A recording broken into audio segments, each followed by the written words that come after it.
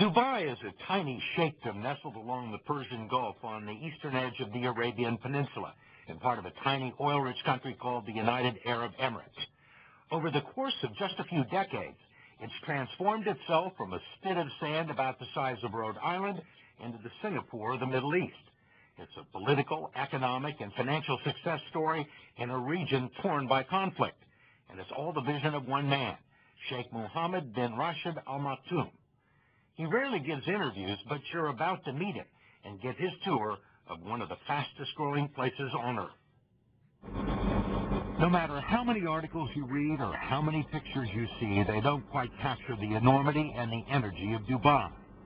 It is a physical manifestation of Arab oil wealth set in concrete, glass, and steel, a place so rich and ambitious that it is changing the geography of the world as a business center, transportation hub, and tourist destination.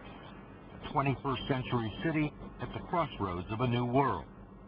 Skyscrapers rise in clusters, man-made islands rise from the sea, and entire neighborhoods with hundreds of office buildings and apartments rise from the sand. And it is all the vision of one man, Sheikh Mohammed bin Rashid Al Maktoum.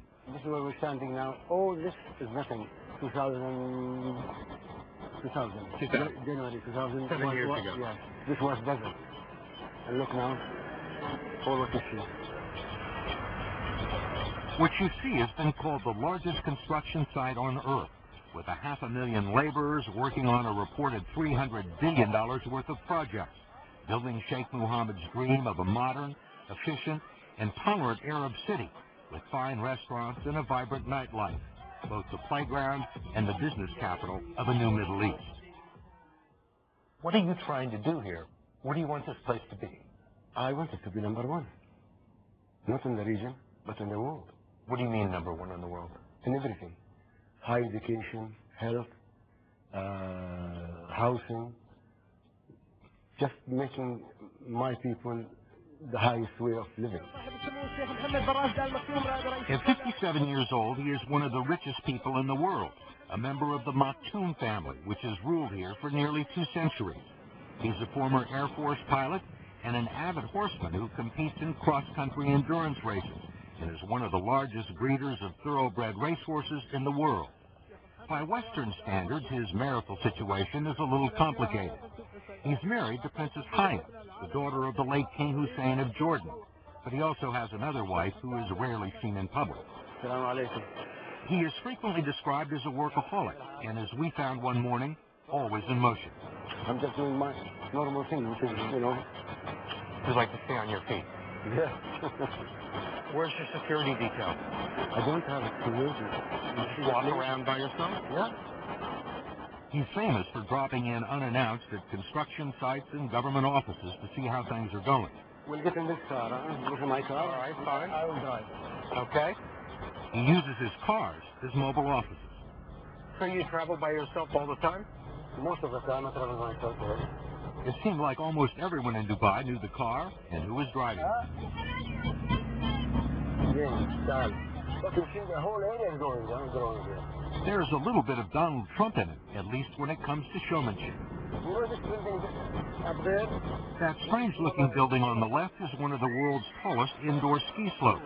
Outside it may be 120, but inside it feels like the Alps. They are set and ready to run. Then there is the Dubai World Cup, showcasing the fastest horses in the world, running for the world's largest purse. Not to mention the most luxurious and expensive hotel in the world, the Burj Al Arab, where the cheapest room is $2,000 a night.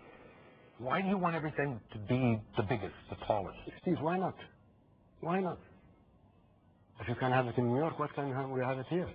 Why are you in such a hurry? Most people would try and do all of this in a lifetime, not in 5 years.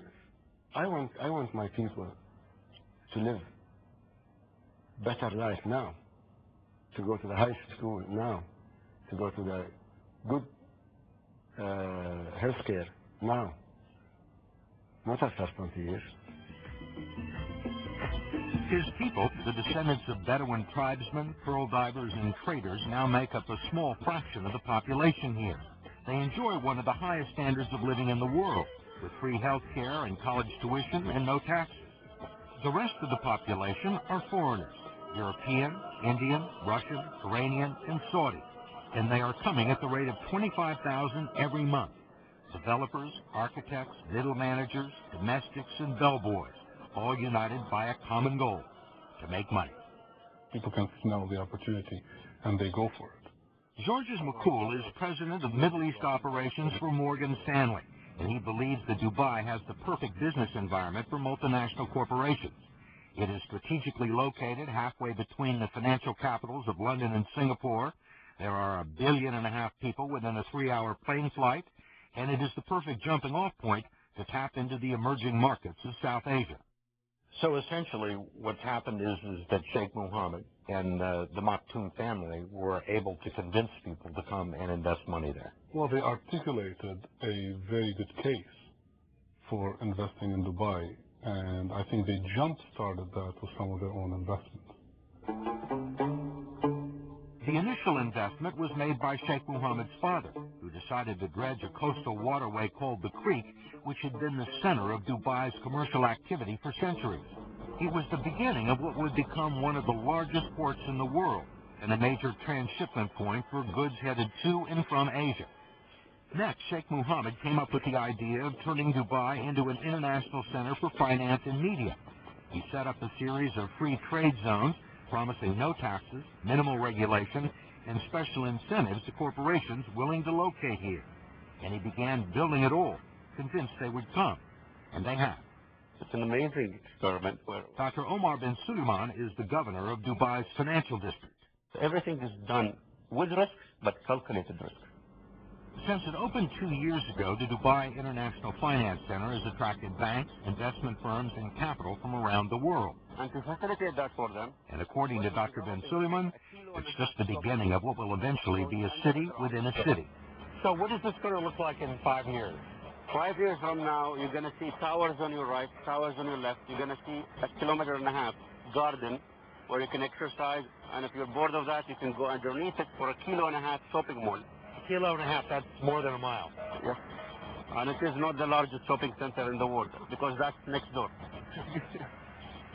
Next door is the Burj Dubai development, where the largest shopping center in the world is under construction at the base of what will become the world's tallest building. It's being built by Emaar Properties, by some measure the world's largest real estate developer. It is 1/3 owned by Sheikh Mohammed and the Dubai government, which has a financial stake in almost all of the development here. Welcome to the site, Steve. Thank you.